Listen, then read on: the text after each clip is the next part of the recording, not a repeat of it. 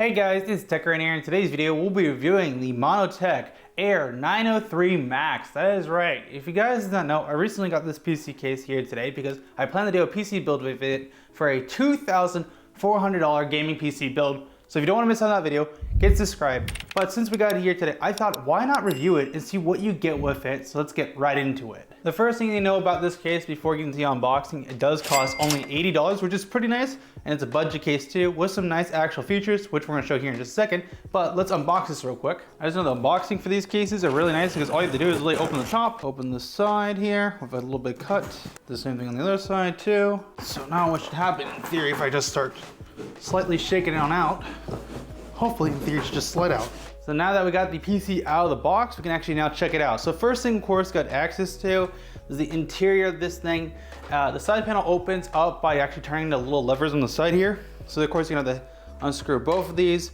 And of course just make sure to have your hand on the side so it doesn't drop the glass because that could be problematic. And we have to screw both the top one and bottom one and just pull that on out.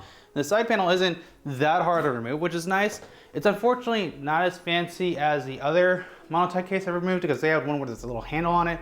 You put a lever back, opens it on up. Unfortunately, not the case with this one. So once we open the side panel, the first thing you're gonna see in the inside of the case is actually the fans that come with it because it does come with 4 fans.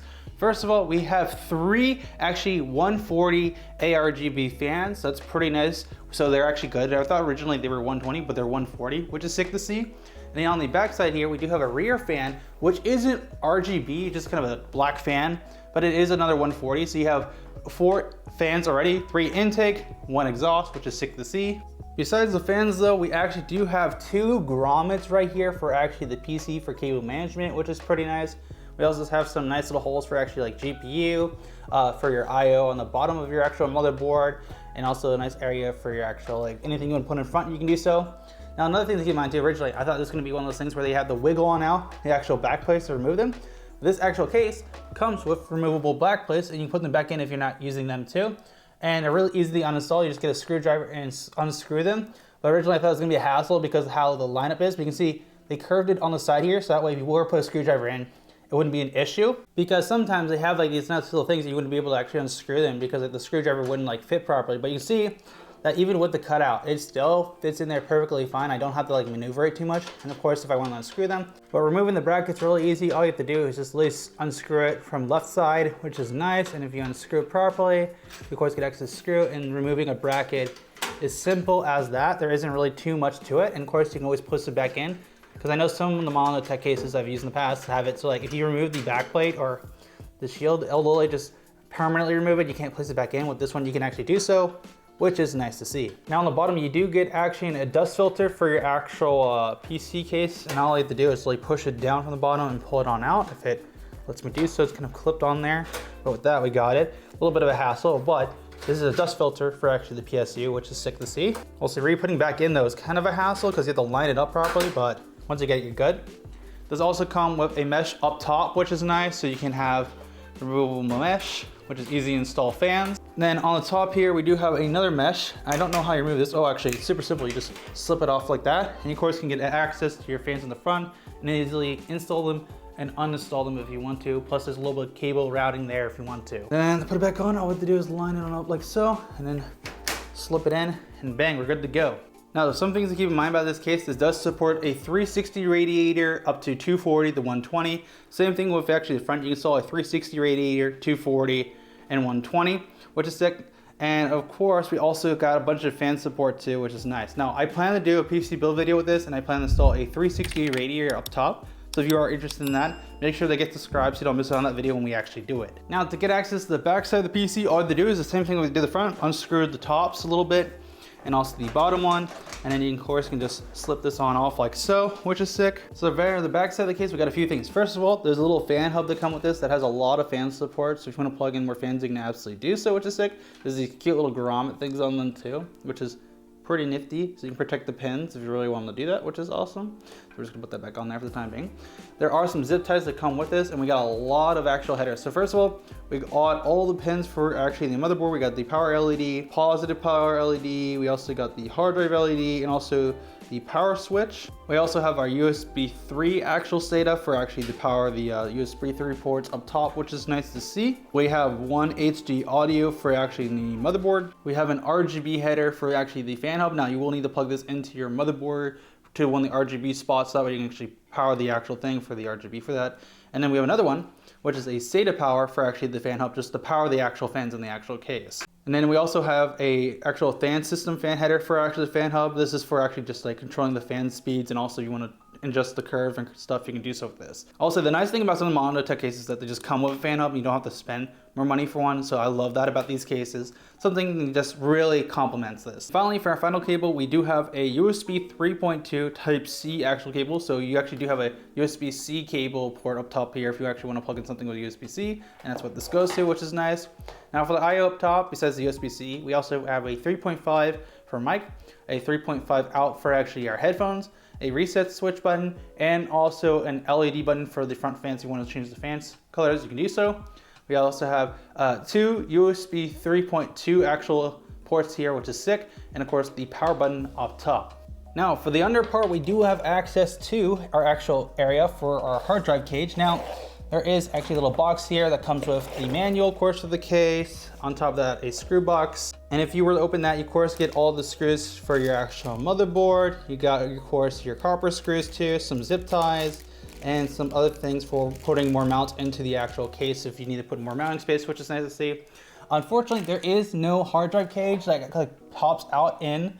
You actually have to remove this, the installed drive. So like if we were to go to the bottom, you can see right here, if you want to uninstall the hard drive cage that's in there, you of course will need to actually undo these screws here. So you got 2 screws in each screw. Then you of course have to grab another screw to kind of do these 4. So you got to do these 6 screws to get access to that install hard drives.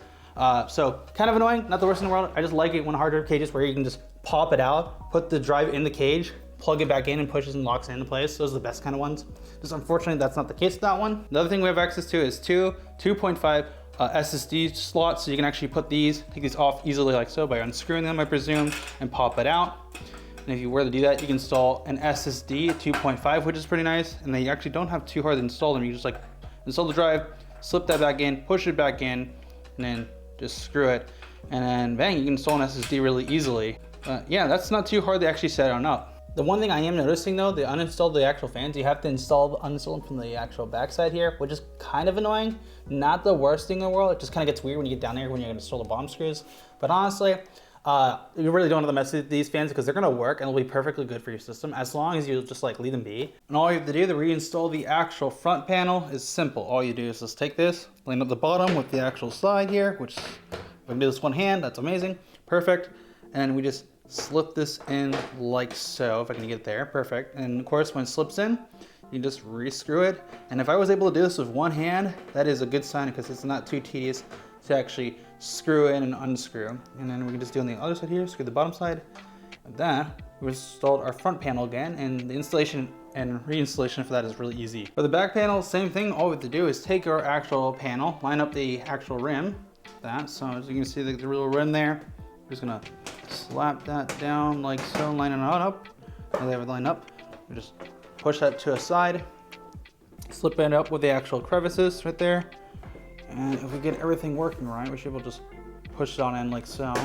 Okay, there we go, got it now, perfect. And same thing as the front panel, we just screw this back in.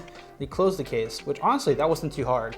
But that was the Montech AIR 903 Max. Honestly, this case for $80 is not a bad deal. Like, I'm more of a guy who likes a case that as long as it works and gets the job done, that's all that matters to me. It also needs just to be a good price too. Compared to their other cases that they had in the past, like that were $65 that I reviewed, this one's better because of a few reasons. One, the expansion for the actual fans is really nice. You have a lot more with the fan headers. And on top of that too, the actual backside of this thing was nice because of the fact that compared to their past actual backplates where you remove the GPU things and you can't reinstall them, this one you can, it's only $15 more.